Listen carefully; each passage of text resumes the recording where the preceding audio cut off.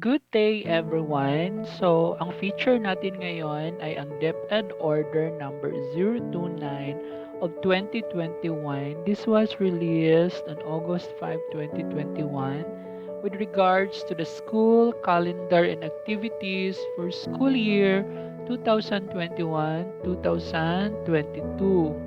The Department of Education issues the school calendar and activities for school year 2021-2022 in accordance with its commitment to learning continuity amidst health crisis. This was signed by, of course, our very own DepEd Secretary, Madam Leonor Briones.